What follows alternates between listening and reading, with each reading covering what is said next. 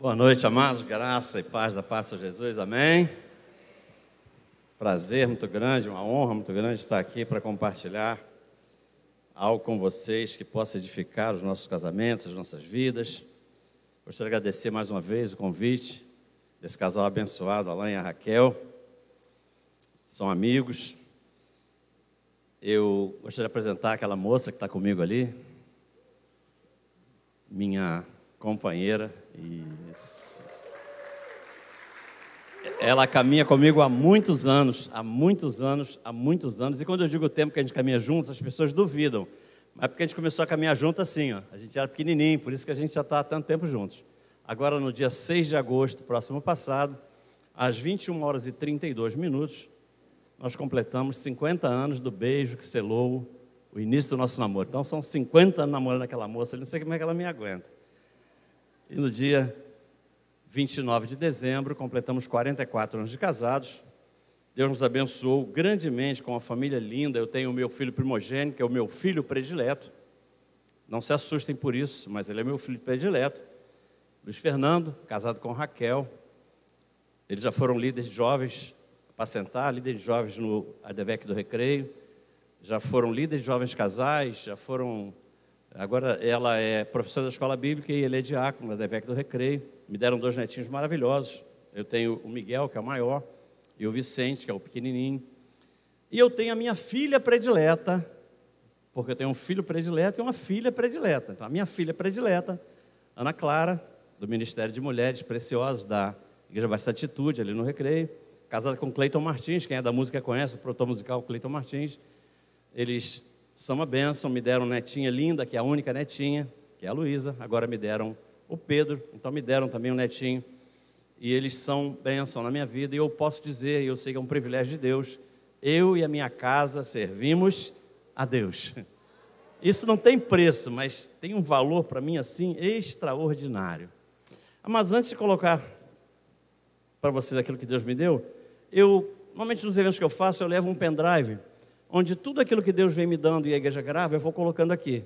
Toda palestra para casais eu vou colocando aqui. Vem uma palestra para a família, eu coloco aqui. Vem sobre os 3 pilares do nosso ministério: relação conjugal, relação com filhos e relação com o dinheiro. Então, o nosso ministério está apoiado nesse tripé: a nossa relação conjugal, a nossa relação com os nossos filhos e a nossa relação com o dinheiro. Então, tem muita coisa aqui. Hoje tem 39 palestras que tratam de família. Se alguém quiser, depois procura com a minha esposa. Esse aqui é do pastor Alain e da Raquel, é presente para eles. Depois, se quiser, não tem muitos não, que eu venho do evento esse fim de semana, mas tem alguns ali ainda. Se quiser, passa ali e pega com a minha esposa. Mas hoje eu estou aqui para fazer aquilo que eu amo muito, mas eu amo muito fazer isso. Muito. Você nunca vai me ver fazendo uma vigília, você nunca vai me ver fazendo um evangelismo estratégico, porque o nosso ministério é para trabalhar com casamento e família. Então, hoje eu estou fazendo aquilo que eu amo muito, que é falar para casais. Amo falar para casais. E eu não quero me aprofundar aqui em textos bíblicos, porque isso a gente faz nos cultos regulares da igreja, né? Todo culto regular da igreja, a gente explora muitos textos bíblicos. Mas hoje eu quero me concentrar em algumas experiências que nós vivemos nesses 50 anos de namoro, noivado e casamento. E eu falava com o pastor Alain, quase metade desse tempo que a gente tem de caminhada juntos, quase metade, a gente conviveu antes de ter a Cristo. Então a gente tem algumas experiências interessantes para compartilhar com vocês. E eu confesso que quando eu comecei a pensar no que compartilhar com vocês hoje, 2 assuntos me vieram à mente. Viu, Anjo? 2 assuntos me vieram à mente. O primeiro é se eu deveria falar sobre como ser um casal bem resolvido em pé. Ou se eu deveria falar sobre como ser um casal bem resolvido deitado, se é que vocês me entendem. Mas, imediatamente depois me veio à mente que se a gente não conseguir ser um casal bem resolvido enquanto a gente está de pé, quando a gente se deita não acontece? Na casa de vocês também é assim, porque na minha é assim. Quando a coisa não vai bem ao longo do dia, de noite não acontece nada. Então, nós vamos conversar um pouquinho hoje sobre como preservar a nossa harmonia conjugal. Quem sabe na volta a gente fala sobre como ser um casal bem resolvido deitado. Vamos falar então como ser um casal bem resolvido enquanto a gente está de pé. E o texto que eu vou utilizar para introduzir esse assunto vai ser o meu pretexto. É uma pergunta para a qual todos nós já temos uma resposta na ponta da língua. É um texto que está em Amós, capítulo 3, verso 3, que é uma pergunta que Deus faz para a qual todo mundo já tem resposta. A pergunta é essa: duas pessoas andarão juntas se não estiverem de acordo? É possível isso, sim ou não? É impossível. É uma pergunta para a qual não tem outra resposta, senão não dá. Não dá para caminhar junto sem estarmos em acordo. Então, eu gostaria de viajar um pouquinho nessa ideia, mas antes eu gostaria de orar, se vocês me permitem, com a tua cabeça sentado mesmo, vamos orar mais uma vez a Deus. Senhor Deus, Pai querido, a tua palavra deixa uma pergunta para nós, para a qual todos nós temos uma resposta e ela é a mesma. É impossível caminhar sem que haja acordo entre o casal. Por isso, fala conosco hoje. Ministra os nossos corações, queremos ouvir a tua voz, para que todos nós, ao sairmos por aquelas portas, possamos sair edificados, podemos sair melhor do que quando nós entramos, e que porventura qualquer dúvida que exista acerca do que vai ser tratado, possa ser sanada aqui, e que aqui fique toda e qualquer dúvida, aqui fique toda e qualquer contenda, aqui fique todo e qualquer conflito, e sairmos por aquelas portas, dando glórias a Ti. Assim eu oro, em nome de Jesus, amém? Mas eu não tenho dúvidas de que, de todos os relacionamentos que nós desenvolvemos, aquele que mais nos desafia é o relacionamento conjugal. Eu sei que o relacionamento com o filho não é fácil. Eu sei que se relacionar com a sogra, só a graça de Deus. Eu sei disso tudo, mas o relacionamento conjugal é imbatível, é o que mais nos desafia. Isso porque eu costumo definir o casamento de uma forma muito simples. Para mim, o casamento é a união de duas pessoas de sexos diferentes. E hoje em dia tem que dizer isso, porque se não disser fica complicado. Então, casamento é a união de duas pessoas de sexos diferentes, onde uma é aquela que sempre tem razão, e a outra é o marido. Não, porque o marido nunca tem razão, não tem jeito, o marido nunca tem razão. Mas a verdade é que depois de alguns anos de convivência, o marido passa a conhecer muito bem a sua esposa, e a esposa passa a conhecer muito bem o seu marido. Sim ou não? É a nossa realidade. Quanto mais convivência, mais a gente conhece um ao outro. E o interessante é que isso deveria ser uma bênção. Não, Alan, isso deveria ser uma bênção, porque eu conheço minha esposa, deveria ser bênção, ela me conhece, deveria ser bênção. Porque quando eu quero agradar a minha esposa ou ela quer me agradar, a gente já sabe o que fazer, porque nós nos conhecemos. Então isso deveria ser uma bênção. Mas o que eu tenho visto é que em muitos casos, é que esse conhecimento mútuo passou a ser um problema sério, se transformou num problema muito grande. Isso por quê? Assim como a gente sabe como agradar, porque a gente se conhece, a gente também sabe como provocar. Porque uma gente se conhece muito bem. Se eu quiser agradar, eu sei o que fazer. Se ela quiser me agradar, ela sabe o que fazer. Mas se eu quiser provocar também, sai de baixo. Se ela quiser provocar também, sai de baixo, porque a gente se conhece. A gente sabe o que agrada e sabe também o que desagrada. Todos nós conhecemos os nossos pontos fortes, mas também conhecemos os nossos pontos fracos. Então, quando um decide provocar o outro, irmão, não é fácil, não. Ninguém sabe me provocar melhor do que ela. E ninguém sabe provocar a ela melhor do que eu. Por quê? Porque nós nos conhecemos. Mas voltando para a nossa história, depois de mais de 50 anos de convivência, eu descobri que é perfeitamente possível ser casado e ser feliz. E, irmãos, ao mesmo tempo. Dá para ser casado e feliz ao mesmo tempo. Que coisa maravilhosa. Mas, infelizmente, alguns dos nossos comportamentos mais atrapalham do que ajudam. Mas eu aprendi que para ser casado e feliz, até que a morte separe, nós só precisamos de duas virtudes. Com duas virtudes apenas, todos nós conseguimos ser casados e felizes, até que a morte separe. Basta desenvolvermos em nós duas virtudes simples. Pastor, quais são? Beleza e paciência. Vocês estão me olhando? Com beleza e paciência, dá para chegar casado até que a morte separe e feliz. O nosso desafio qual é? É saber quando usar um e outro. Esse é o grande desafio. E é simples, a receita é quase a receita de bolo. Sabe qual é? Quando tudo for bem, beleza. E quando tudo for mal, paciência. Mas é assim que a gente vive. É assim que a gente vai casado e feliz até que a morte nos separe. Mas a verdade é que um grande número de casais tenta justificar as suas dificuldades de entendimento, colocando a culpa nas diferenças. Pastor, nossa grande dificuldade é porque nós somos muito diferentes. Nós somos muito diferentes. E as nossas crises normalmente se instalam por causa das nossas diferenças. Nós somos muito diferentes. Eles admitem. que discutem com alguma frequência, porque são muito diferentes. E eu sou obrigado a concordar que nós somos diferentes mesmo. Nós somos diferentes. Mas nós não podemos esquecer de que existe um ditado popular muito conhecido que diz o quê? Os opostos se atraem, gente. Os opostos se atraem. Então o segredo é tomarmos alguns cuidados. Para quê? Para que as nossas diferenças não comprometam a qualidade da nossa relação. É simples assim. E eu creio que existe uma saída para minimizarmos os nossos conflitos. E não me parece ser tão complicado assim. Para que a gente consiga minimizar os nossos conflitos, basta que a gente aprenda a lidar com as nossas diferenças. Se nós aprendermos a lidar com as nossas diferenças, a gente consegue caminhar, a gente consegue ter entendimento, a gente consegue ter uma boa relação. Aliás, o casamento é a arte de administrar diferenças. Ou seja, é impossível que um casal viva um casamento feliz, um casamento que até que a morte separe, sem que marido e esposa aprendam a lidar com as suas diferenças. Porque, queridos, vamos e venhamos, se a gente não tiver boa vontade para lidar com as nossas diferenças, o conflito vai ser uma rotina diária.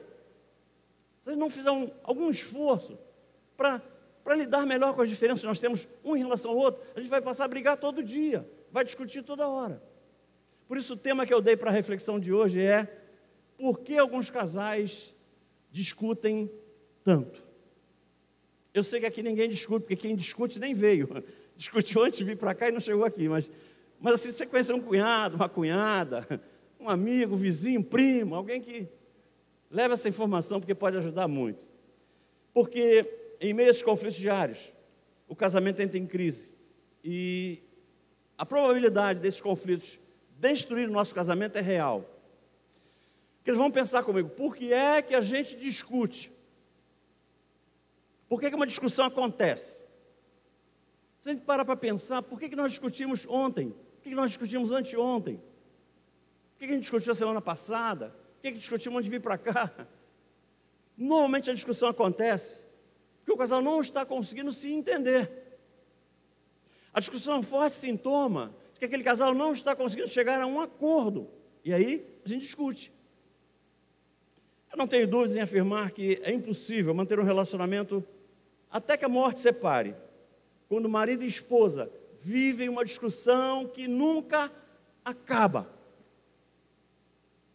Eu acho que todos nós conhecemos casais assim, não conhecemos? Mas discute que é uma grandeza. Eu tenho impressão, não sei se é verdade, mas que existem casais que só não discutem enquanto estão dormindo. Porque quando está acordado o negócio... E mesmo assim eu tenho impressão, gente, é impressão que eu tenho, que alguns casais, eles sonham que estão discutindo. Não, porque quando acorda a discussão começa no café da manhã. Não tem nem razão para discutir, porque está acordando naquela hora, mas que sonhou a noite toda que estava discutindo, então vai para o café da manhã e discute. Aí discute. E a discussão para, aí você pensa assim: resolveram? Não, deu a hora de trabalhar. Aí vai trabalhar, mas não resolveu ainda. Aí, porque basta ligar na hora do almoço, um liga para o outro, e aquela discussão no café da manhã, começa a discutir no telefone, na hora do almoço, discute. Aí para a discussão, você pensa: acabou, resolveu. Não, deu a hora de voltar para trabalhar no segundo expediente. Aí volta a trabalhar. E quando chega em casa às 7 da noite, a discussão do café da manhã continua. E tome de discussão. Amados, interessante é que o que mais ouvimos de casais que estão em crise são duas coisas que me chamam a atenção. Primeira coisa que eu ouço de casal em crise é a esposa reclamando do marido. Interessante que eu não escuto o marido... Sabe qual é a reclamação do marido? O marido não reclama da esposa, não. O marido reclama da reclamação da esposa. Pastor, ela reclama de tudo. Meu Deus, pastor, eu não consigo fazer nada que agrade, ela reclama de tudo. Então a esposa reclama do marido, e o marido reclama da reclamação da esposa.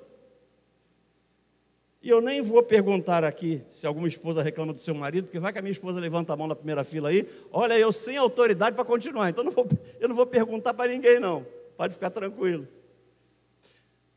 Mas Jesus já havia deixado um alerta para nós. Jesus já havia falado isso conosco na Bíblia, sobre essas dificuldades que nós íamos ter. Eu não sei se você já leu um texto na Bíblia que está em João 16:33, que está escrito assim: no mundo tereis aflições. Você já ouviu isso?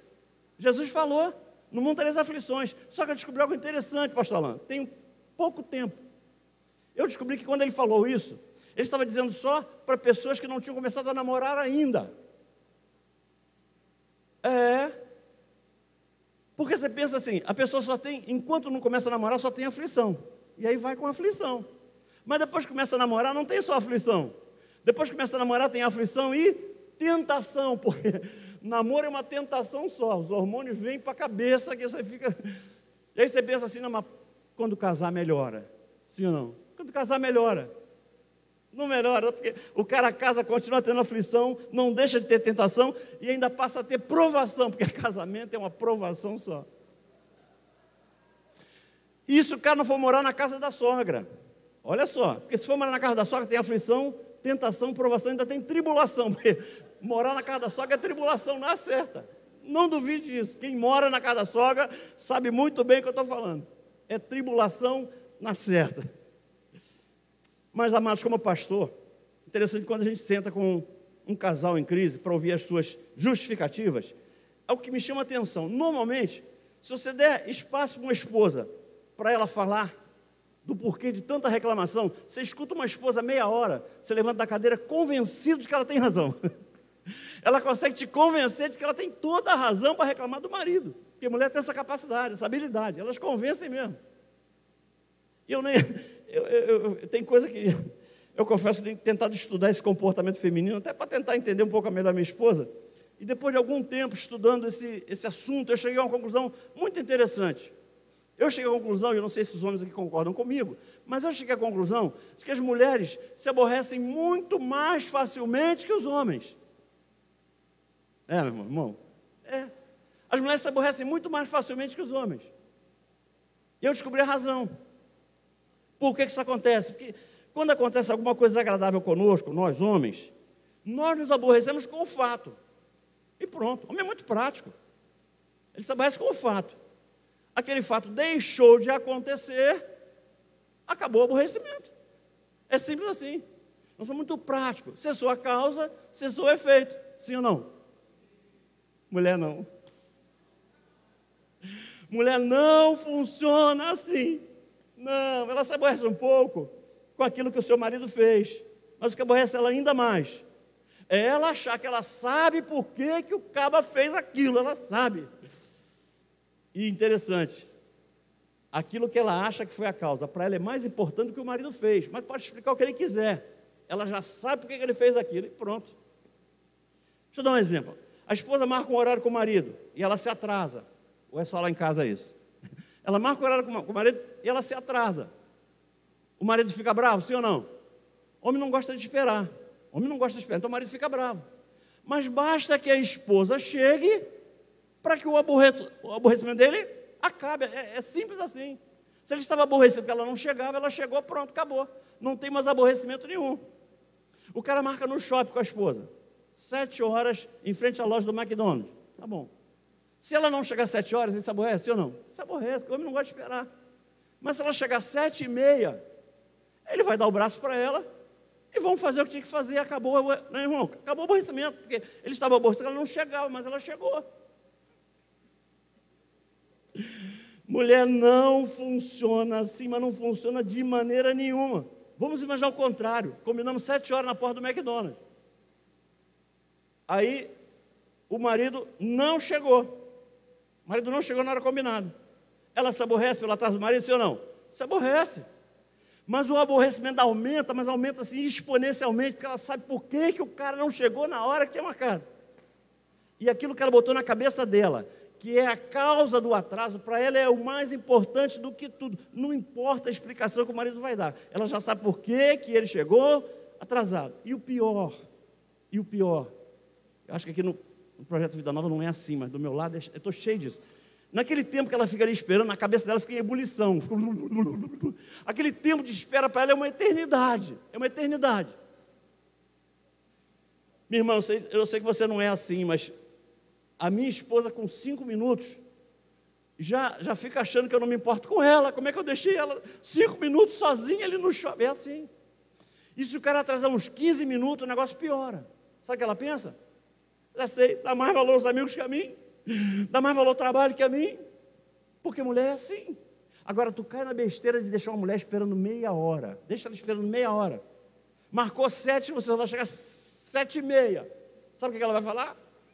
Já sei, ele não me ama mais, porque meia hora de atraso, não, pô, mulher é falta de amor. Agora, tu experimenta deixar uma mulher esperando 1 hora,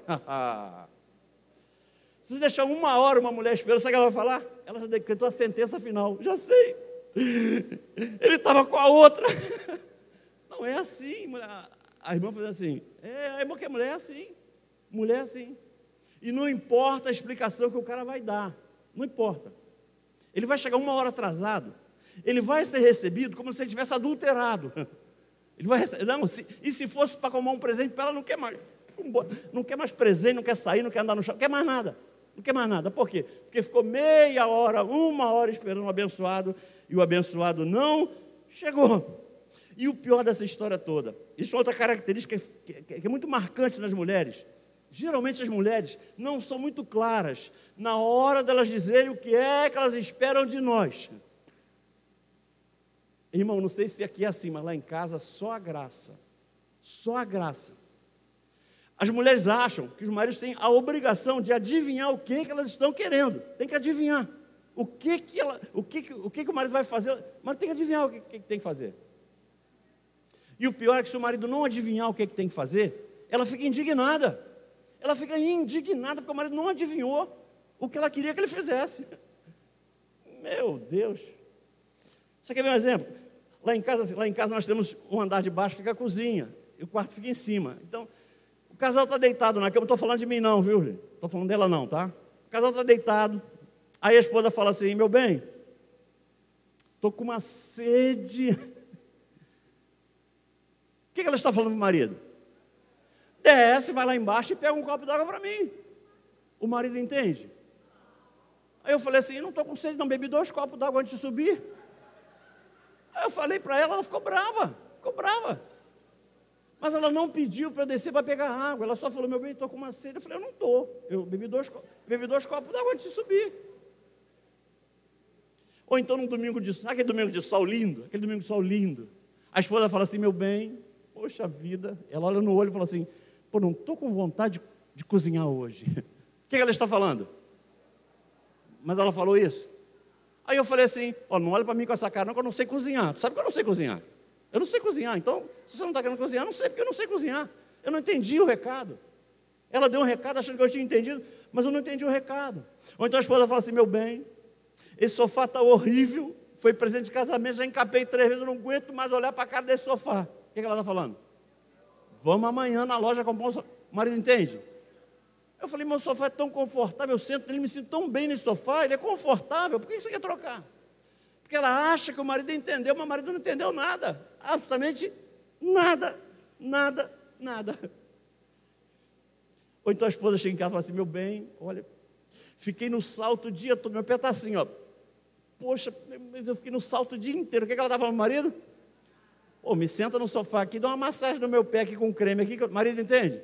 O marido fala assim, ué, o sofá está aí sozinho, não tem ninguém sentado, senta e bota a perna para cima, está esperando o quê? Está esperando mandar? Está esperando mandar para botar a perna para cima?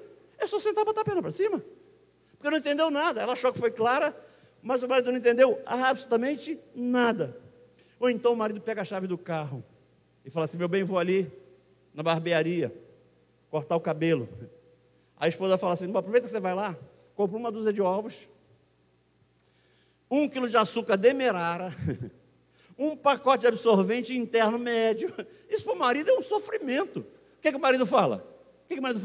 Meu bem, olha só, na barbearia onde eu corto o cabelo, não tem nada disso, não vende nada disso lá. Eu vou lá toda semana, nunca vi açúcar, nunca vi absorvente, nunca vi nada lá. Como é que você quer que eu compre na barbearia? Não dá, não tem como. Por quê? Porque ela acha que foi clara, mas o marido não entendeu nada. Agora eu vou contar uma história minha. Me permita, meu? Fomos fazer um evento lá perto de Itaperuna, sei lá, uma cidade lá, um encontro de casais lá em Itaperuna. Vai eu de carro, saímos cedinho, bonitinho, pegamos o carro e vamos embora. Indo, tocando louvor no carro, que maravilha. Num dado momento apareceu um daqueles postos de gasolina bonito, aqueles postos de gasolina que tem parada de ônibus, né, que tem oásis da vida, aquele negócio lindo assim. E aí ela falou assim: meu bem, tu não está com vontade de tomar um café, não? Aí eu falei: não, chupei 2 balas de hortelã agora. Vocês estão rindo, vocês não estavam lá. Vocês não estavam lá. Eu falei: chupei 2 balas de hortelã, tu não viu? Chupei 2 balas de hortelã agora. E ela que tinha me dado a bala de hortelã, não foi nem eu, ela que tinha me dado. Aí a viagem continuou, seguiu. Mas eu notei que o semblante dela descaiu. Descaiu o semblante dela. Aí eu falei assim, não, eu pensei logo, não fui eu. Eu sabia que tinha sido eu, porque só tinha eu e ela. Estava tocando louvor. Não era nem funk, era louvor. Eu e ela no carro. Eu falei: fui eu. Eu sabia que fui. Eu falei: o que eu fiz dessa vez? Eu pedi para você parar naquele posto para comprar um café para mim. Você não quis me dar um café. Gente, se eu gravasse, eu colocava para vocês ouvirem. Ela não pediu para parar para comprar café. Ela não pediu. Mas na cabeça dela, ela pediu. Na cabeça dela estava certa que ela tinha pedido para eu parar para comprar um café para ela. Por que eu estou dizendo isso? Gente, se faltar sabedoria nessa hora, a gente discute feio, o pau quebra. Sim ou não? O pau quebra. Mas voltando para a pergunta do texto, para não fugir do assunto. 2 casais, ou 2 pessoas conseguem caminhar juntas sem acordo, gente? Para aqueles casais que não têm o temor do Senhor, não têm as suas vidas pautadas pela palavra, quando a relação atinge um nível de conflito insuportável, quando o casal tem mais momentos de desentendimento que momentos de prazer, eles decidem rápido e cada dia mais rápido. O que eles dizem? Tu segue a tua viagem que eu sigo a minha. É simples assim. Só que nós, que temos o temor do Senhor, nós temos uma outra visão. Por quê? Porque a separação para nós nunca é a primeira opção. Nós sabemos que isso não agrada ao Senhor, então a gente nunca tem isso como primeira opção. Para nós não é simples assim. Então, como o conflito não discrimina a religião, o conflito não discrimina cargo na igreja, nós também discutimos. Só que, graças a Deus, nós temos uma diferença grande em relação a quem não teme o Senhor, porque a separação nunca é a nossa primeira opção. Nós sabemos que nós fomos constituídos por Deus para ser sal da terra, luz do mundo. Sabemos que essa não é a vontade de Deus. Então, qual deveria ser a nossa atitude? O que é que a gente deveria fazer? Já que a gente sabe que não dá para caminhar sem acordo, e a gente não quer separar, o que a gente tinha que fazer?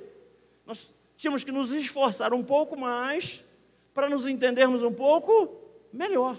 Deveria ser o óbvio. Já que não dá para caminhar sem acordo, e eu não quero separar, vamos ver como é que a gente se acerta, vamos ver como é que a gente se entende. Só que muitos casais não têm consciência disso. Eles decidem continuar casados, mas vivem uma vida sem qualidade alguma. Queridos, ouça, se o casal não tentar entender onde é que eles estão errando, o resultado prático é triste, é terrível. É uma vida infeliz. E com o passar dos anos, com o agravamento dessa situação, eu encontro casais na igreja que estão vivendo divorciados dentro da própria casa. São casais que não têm mais diálogo, casais que não têm mais comunhão, casais que nem mesmo têm mais sexo. Mas dentro da igreja, estão casados. Dentro da igreja estão juntos. E ainda chegam rindo no culto e dando a paz do Senhor. É por isso que nós estamos aqui hoje, para jogar um pouquinho de luz nesse assunto. Posso ouvir um amém da igreja? Amados, eu gostaria de falar hoje, aqui eu entro no que eu vim compartilhar com a igreja, de 2 dos maiores causadores de conflitos no casamento. 2 dos maiores provocadores de contenda no casamento. Eu acredito que o maior deles, o primeiro, o maior gerador de discussão de um casal, é o alto nível de estresse que nós temos vivido nos dias atuais. Nós nunca fomos submetidos a um nível de estresse tão grande quanto temos sido submetidos agora. Principalmente passando por uma pandemia que a gente passou. Passando por um tempo de convivência forçada maior do que era o habitual. Então o estresse veio assim para acabar com muitas relações, com muitos relacionamentos. E o que acontece com a maioria dos casais é que um não sabe lidar com o estresse do outro. O marido não sabe lidar com a esposa estressada, e a esposa não sabe lidar com o marido estressado. E o resultado dessa realidade é que a discussão acaba acontecendo por qualquer bobagem. Discute-se porque o papel higiênico ficou do lado errado. Discute-se porque a meia não ficou onde tinha que ficar. Discute-se porque a toalha não ficou onde tinha que ficar. E aí vem a discussão. E sem contar que homens e mulheres reagem de forma completamente diferentes quando estão estressados. A única coisa que é comum a homens e mulheres estressados é que quando o estresse chega, o que vai embora é o humor. Não tem humor que resista ao estresse. Então, quando o estresse chega, tanto para o homem quanto para a mulher, chegou o estresse, o humor, vai embora, bate em retirada. E eu percebo que em muitos casais, o que falta não é amor, eles se amam.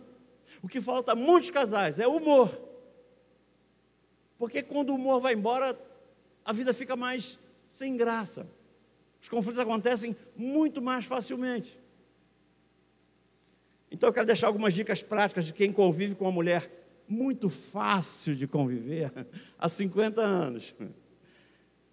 As esposas vieram, deu um sinal assim. As esposas vieram? Minha irmã, como lidar com o seu marido? Quando você perceber que ele chegou em casa estressado.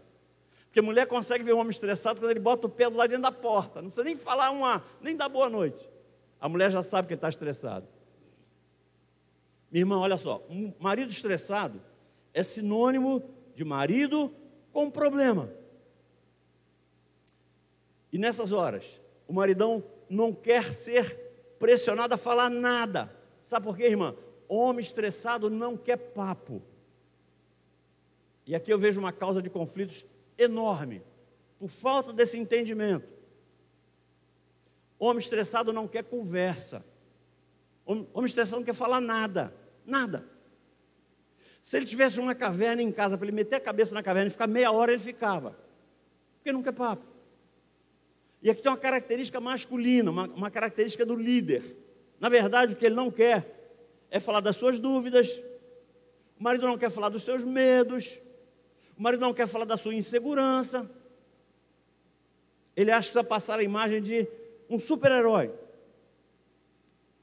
Perceba, um homem pode estar vivendo um baita problema no trabalho. A mulher chega e vê isso.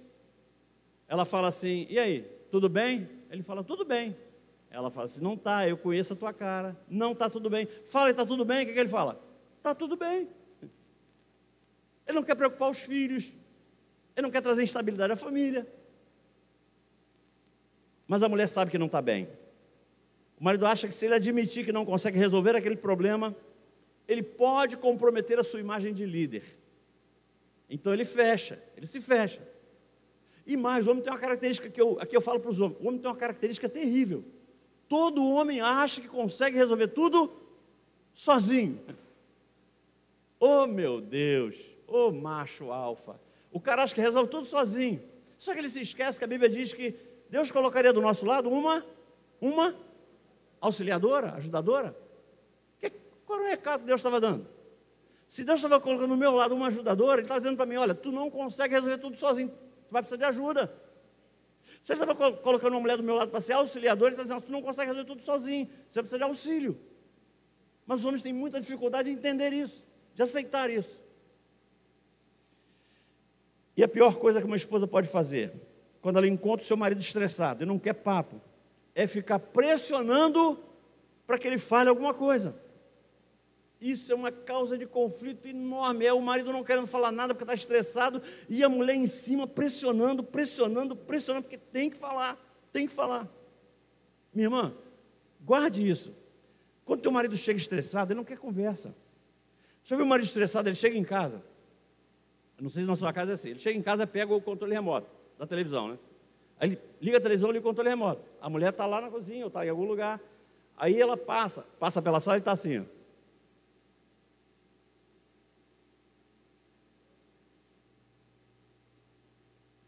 Aí a mulher passa, fica ali 10 segundos e fala assim, o que esse cabra está vendo?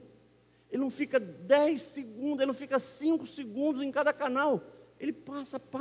Minha irmã não está vendo nada. Ele está curando estresse. Só isso.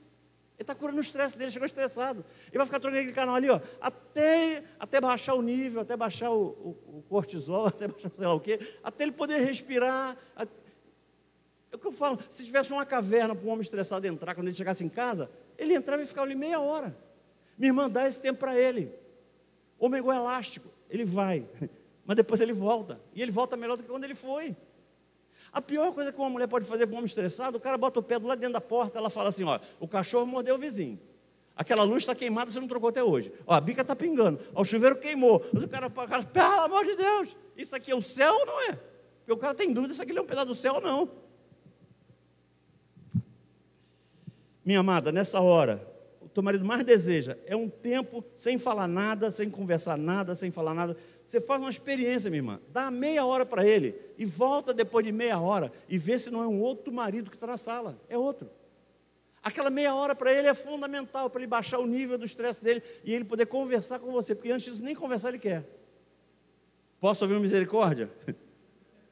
E maridão, como é que funciona uma mulher estressada? Porque nós também não sabemos lidar com mulher estressada, não sabemos. Meu irmão, mulher estressada é sinônimo de mulher com problema, a mesma coisa do homem.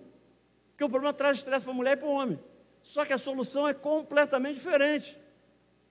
Ouça, se um homem estressado não quer papo, não quer conversa, uma mulher estressada, o que ela mais está querendo é falar. Ela tem que desabafar, tem que vomitar tudo, tem que botar tudo para fora. Enquanto ela não botar para fora, ela não melhora. Ela tem que botar tudo para fora. Sabe o que o marido acha, irmã? O marido acha que a mulher está querendo uma solução, porque ele estressado quer uma solução. Mulher não. Aí ele fica tentando encontrar uma solução para a mulher, mas a mulher não quer solução nenhuma, ela só quer falar. Ela só quer desabafar, botar para fora, só isso. E o que ela precisa? De um marido que esteja disposto a ouvi-la, só isso. Meu irmão, é difícil isso? É difícil? Pra caramba. Não, é pra caramba, é difícil pra caramba. E mais, meu irmão, olha só, é voltar todos os sentidos para ela. Porque não adianta ligar a televisão no jogo e falar assim, não fala que eu estou ouvindo. Sabe o que ela vai falar? Olha para mim que eu estou falando com você. Aí tu fala assim, mas eu escuto com o ouvido, não escuto com o olho. Pode falar que eu estou ouvindo, mas não, ela vai querer que você olhe. Ela vai querer todos os teus sentidos, não adianta. Todos os teus sentidos. Vai ter que estar tudo focado para ela. E mais, meu irmão, olha só, meu santo, tem que interagir. Se você não interagir, não adianta nada. Para cada 3 palavras que ela falar, você fala assim, aham. Tu não tem noção do poder do aham. Fala assim, aham. Ela vai falando assim, aham.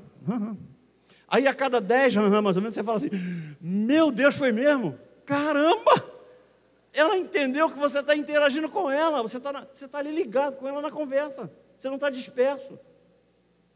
E aí, se ao final de uns 25 a 30 e uns 4 ou 5, meu Deus, você viu que ela não curou o estresse ainda? Aí é para alguns, eu sei que num grupo assim, porque a proporção é de 1 para 1000, aqui não tem 1000, então assim, pode ser que ninguém aqui faça isso, mas tem uma solução. E essa é aquela bala de prata. A bala de prata. Ela está estressada, já falou tudo que tinha que falar, e não curou o estresse, você fala para ela assim, não, peraí.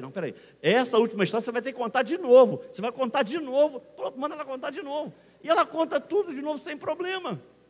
Ela conta sem problema, porque ela tem que botar aquilo tudo para fora. Enquanto ela botar tudo para fora, ela não melhora. E ela vai falar. Deixa ela falar tudo o que ela quiser. E depois pede para ela repetir. Pronto, resolveu. Porque se um homem com problema quer solução, mulher com problema quer falar. Gente, homem estressado não tem que desabafar nada. Mas mulher com problema tem, e tem muito. O desabafar para ela é imprescindível. Você quer ver uma cena, eu não sei se já aconteceu na casa de vocês isso, mas a esposa chegou do trabalho estressada, ela chega estressadérrima em casa. O marido viu. Aí o marido fala assim, e aí, tudo bem? Ela fala assim, meu bem, não está dando. Não consigo mais trabalhar naquela empresa, ela está me matando de tanto trabalhar. Quer prova maior de que ela está estressada? Não tem, ela está estressada. O que o bonitão vai fazer? Vai tentar encontrar uma solução, e aí ele se lasca todo, porque ela não quer solução, mas vai tentar ajudar a encontrar uma solução, mas o problema não é esse. Meu irmão, quando a tua esposa fala assim, olha, não aguento mais, aquele negócio vai me matar. O que ela está querendo é que você a ouça. Ele não está querendo solução nenhuma. Mas o maridão não descansa, ele começa a provocar. Ele fala assim, peraí, pede para uma colega tua de trabalho te ajudar então. Aí o que ela fala? Tu acha que tem? Está todo mundo sobrecarregado, não sou só eu não. Está todo mundo no limite. Aí ele fala assim, então, pede para o teu chefe, botar alguém para te ajudar. Meu chefe é o mais estressado de todos, está sobrecarregado, acho que ele vai botar para me ajudar. Ele vai botar para ajudar ele. Aí ele fala assim, peraí, então pede transferência, vai para outra sessão. Eu fui contratada para essa, acho que eu vou para outra. Claro que não. Aí que ele fala, então pede demissão dessa porcaria desse trabalho e sai desse trabalho. O que ela fala? Tu é um estúpido, um grosso, não dá nem para conversar com você. A gente não consegue nem conversar com você, que você virou com 4 patadas. Assim é a mulher. Assim é a mulher. O risco nessa hora é que se inicia uma baita discussão. Por que a discussão acontece? Porque o marido está tentando encontrar a solução. Mas ela não quer a solução. Ela só quer ser ouvida. E o pior, na cabeça da mulher, na cabeça da mulher, a hora que o marido encontra, se fosse essa a solução, né? A hora que o marido encontrasse uma solução, a conversa acabava. E o que ela mais estava gostando era da conversa. Então, tu pode dar 200 soluções, ela vai rejeitar todas, porque ela quer conversar, ela quer falar, ela quer desabafar. Então, esqueça, meu irmão, não é encontrando solução que você vai ajudar ela de maneira nenhuma. O que ela mais está gostando é de conversar com você. Qual deve ser a nossa estratégia numa hora dessa? Pare de ficar tentando encontrar solução. E é o que a gente mais faz. Por que isso não dá certo? Por quê? Você fala 30 soluções, ela não aprovou nenhuma. O marido se sente um incompetente, porque não consegue encontrar uma solução para ajudar a esposa. E ela rejeitando todas para esticar a conversa o máximo que ela puder. Isso só vai dar discussão, não vai dar nada que preste, mas não vai dar mesmo. Só tem uma solução para nós, homem, nessa hora. Aí você fala assim, caramba, olha, a tua situação realmente é complicada, é difícil. Eu não sei como é que você aguenta. Você é uma heroína, vamos orar. Pronto, chama ela para orar, pronto, acabou. E, tem mais um tempinho? E a segunda causa, que eu acho que é a segunda maior causa de conflitos conjugais, além do estresse, tem uma outra também que tem me preocupado muito ultimamente, que é a competição absurda, mas absurda que existe nos nossos dias. Gente, que competição cruel, cruel. Parece que depois que veio aquele movimento feminista, lá nos anos 70, competição entre homem e mulher se tornou a coisa mais normal do mundo. É o tempo todo o homem competindo com mulher e mulher competindo com o homem. E o pior é que alguns casais trouxeram esse mesmo espírito de competição do mundo corporativo para dentro de casa.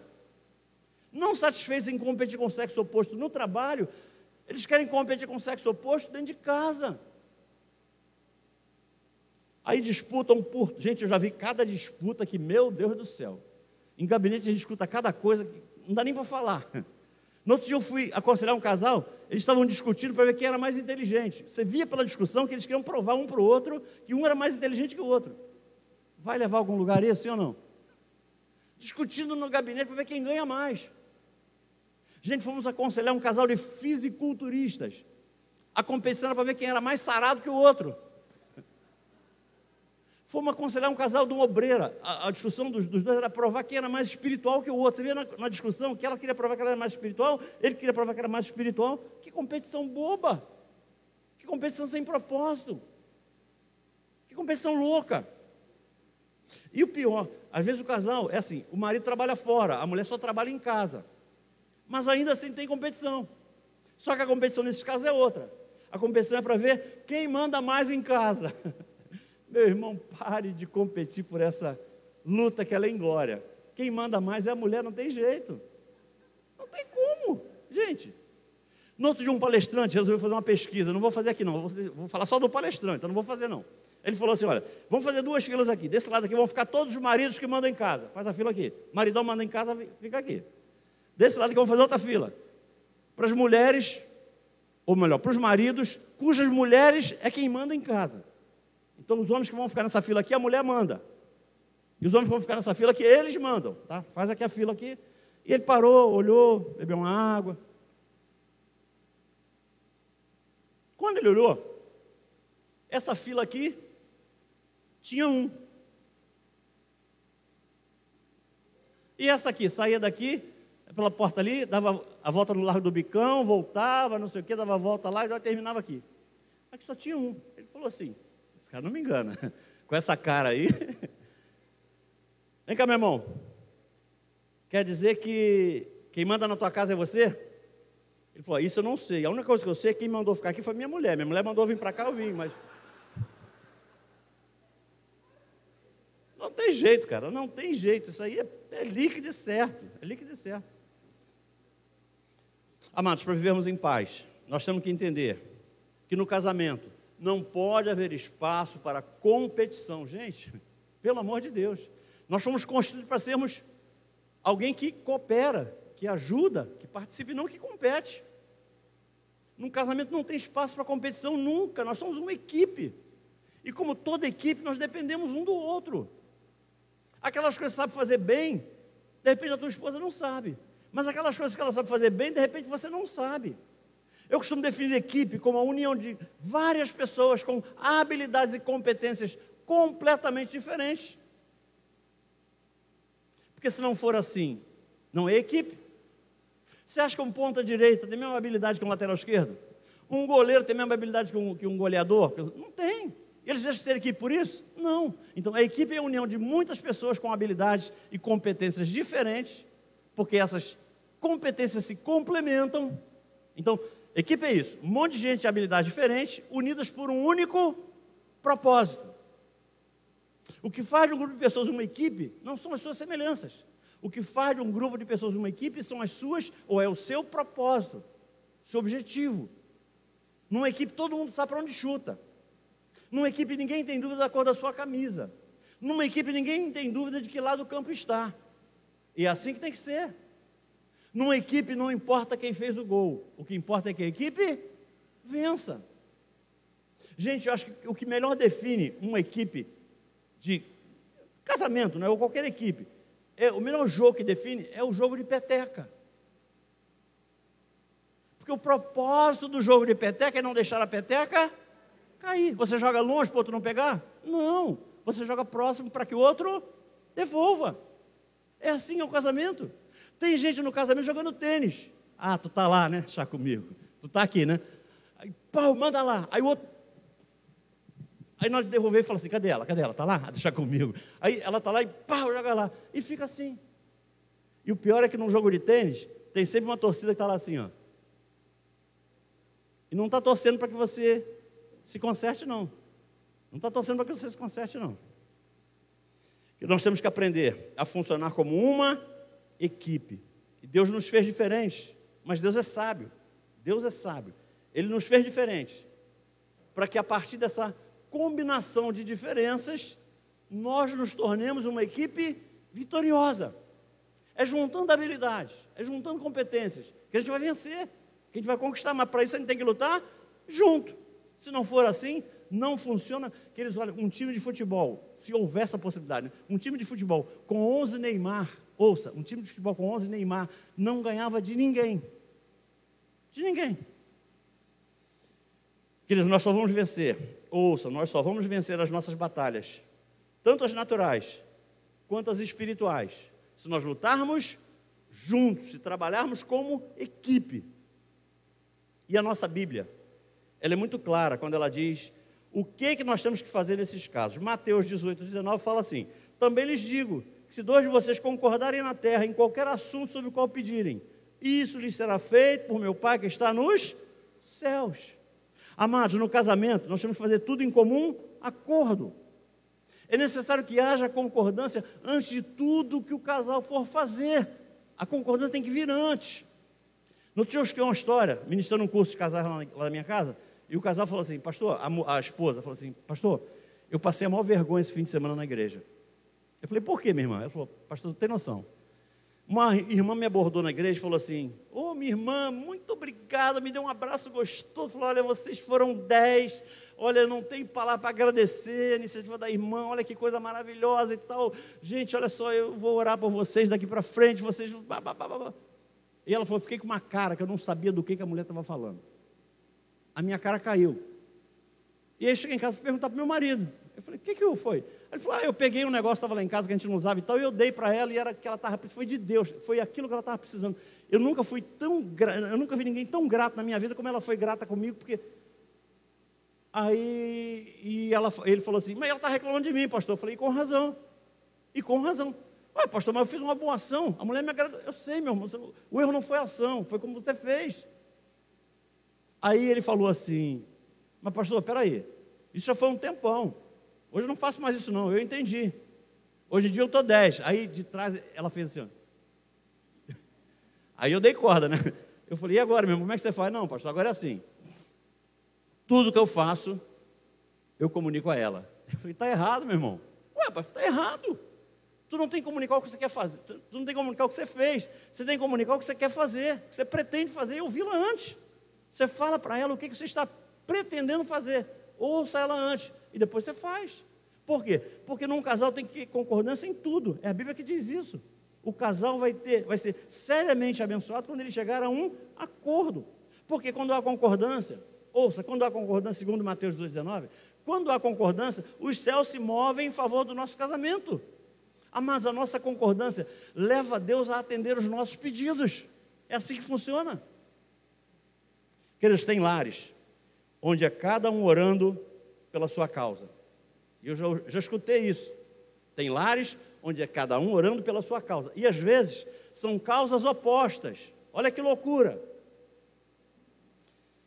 Pastor, não entendi, eu vou dar um exemplo. Eu não quero expor ninguém aqui, vou dar um exemplo, só para você gravar. Sabe aquela casa onde a esposa ajoelha do lado da cama e fala assim, Senhor, manda um sol lindo esse final de semana que eu quero aproveitar ao máximo, quero passear, quero ir na praia. Do outro lado, o marido fala assim, Senhor, manda chuva esse fim de semana que eu estou duro que nem um coco. Aí Deus fala assim, peraí, eu vou atender a ela ou eu vou atender a ele? Porque ela pede sol e ele pede chuva. Se eu falasse com as esposas assim, minha irmã, o teu marido concorda com o que você tem pedido a Deus em oração? Irmã, pensa isso. Você está orando a Deus, mas o teu marido não sabe. Será que se o teu marido soubesse, ele ia te ajudar em oração? Porque eu tenho visto muitas esposas pedindo coisas a Deus, que se o marido soubesse, ele não ia dar amém. Eu faço uma pergunta mais dura ainda para os maridos. Meu irmão, será que a tua esposa pode saber?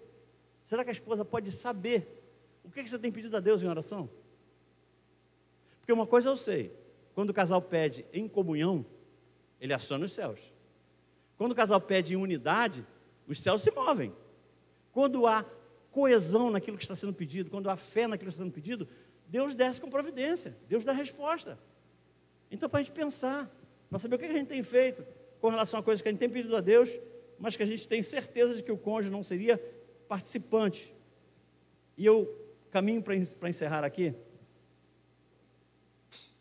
dizendo que a discussão nunca vai deixar de ser um problema para aqueles casais onde o marido acha que os seus planos pessoais, os seus projetos pessoais são mais importantes do que o projeto da família. E a mesma coisa quando a mulher tem sonhos e projetos e acha que eles são mais importantes do que os sonhos para a família. Onde um dos dois acha que aquilo que ele quer para si é mais importante do que a família está pedindo para o conjunto de esposa e filhos. Ouça, o nosso lar só será um lar de paz quando o acordo for a nossa prioridade. Eu vou repetir, o nosso lar só será um lar de paz quando o acordo for a nossa prioridade. Por quê? Porque o acordo gera harmonia. E a harmonia gera segurança. E eu vou concluir aqui. Mas antes de concluir, antes de entrar na conclusão, eu quero fazer uma afirmação para a qual eu preciso dar uma explicação, porque é uma afirmação que muitos podem não entender. Eu, para poder fazer essa afirmação, eu tenho que dar uma explicação posterior. Eu, a Abner, Jacira, esse casal que está aqui, nós não somos contra a discussão. Pastor, o senhor veio até agora falando, para depois dizer tudo que o senhor falou? Não. Por quê? Porque só é possível chegar a um acordo sobre qualquer assunto, Só tem como chegar a um acordo se a gente colocar esse acordo diante da mesa e debater sobre ele. Que a pior coisa que tem é empurrar o próprio baixo do tapete e não discutir. Para mim, isso é o pior que tem. A falta de discussão não é mérito sempre, não. Porque eu tenho muito casal que tem muitas coisas a serem resolvidas, mas não querem tocar nesse assunto. O único cuidado nosso é não nos esquecermos de que a discussão tem que ter um propósito. Qual é o propósito? É chegar a um acordo. Cada um coloca o seu ponto de vista e vamos conversar sobre isso para quê? Para que dali saia um consenso. Para que dali saia algo que ambos concordem, para que dali saia algo que seja palatável para os dois, para que os dois passem a orar por aquilo. Eu creio que é impossível chegarmos a um acordo sem antes colocar o assunto em discussão. Vocês concordam comigo? Para vocês existe casal perfeito, sim ou não? Eu acho que tem. Sabe qual é o casal perfeito para nós? Sabe qual é o casal perfeito? É aquele casal que discute com o propósito correto e chega a um consenso. Eles não discutem para saber quem está certo.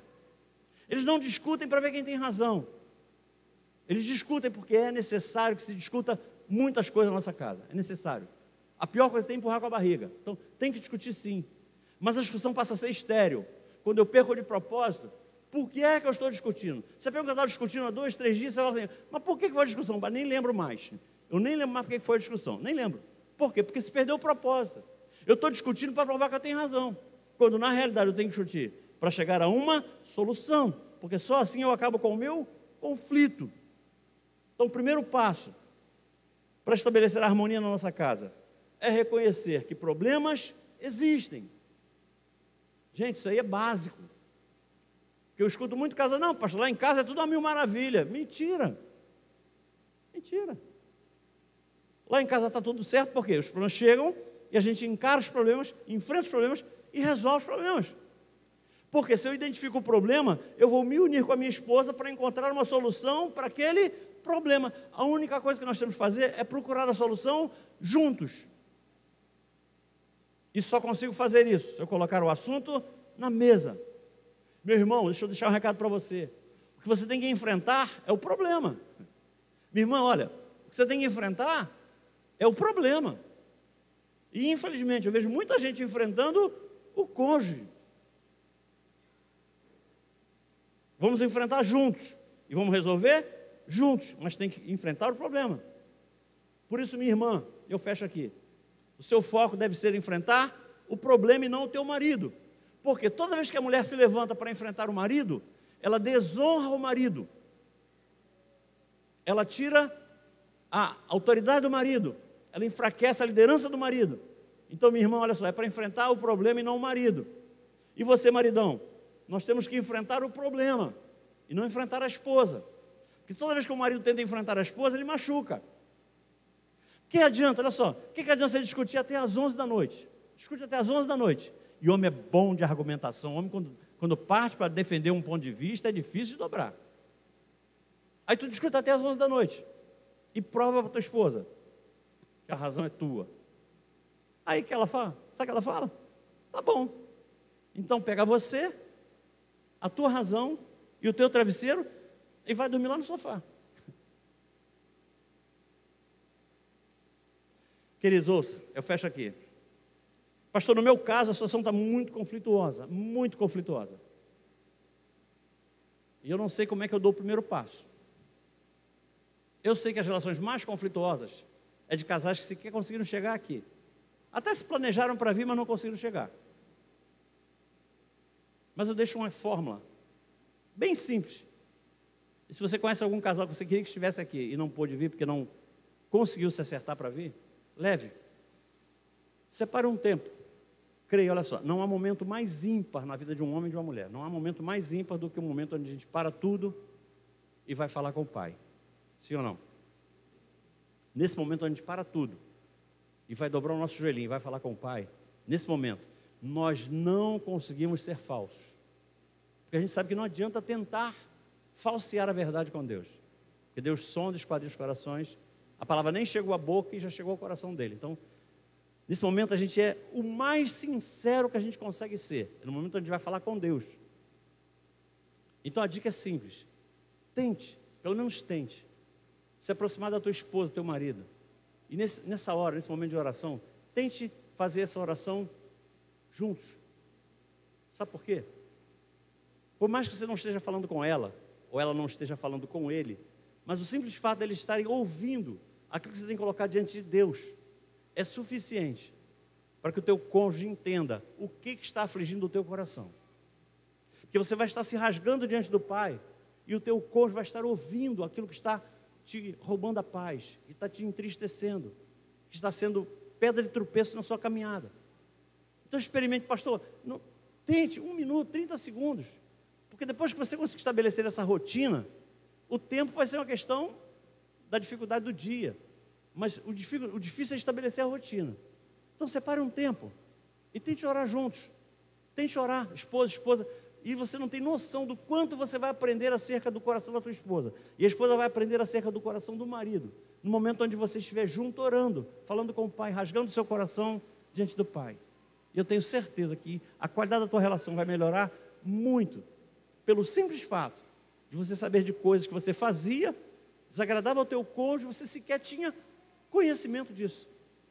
Mas na oração você vai ficar sabendo. É na oração ao Pai que você vai descobrir coisas que você não imaginava. Posso ouvir um amém?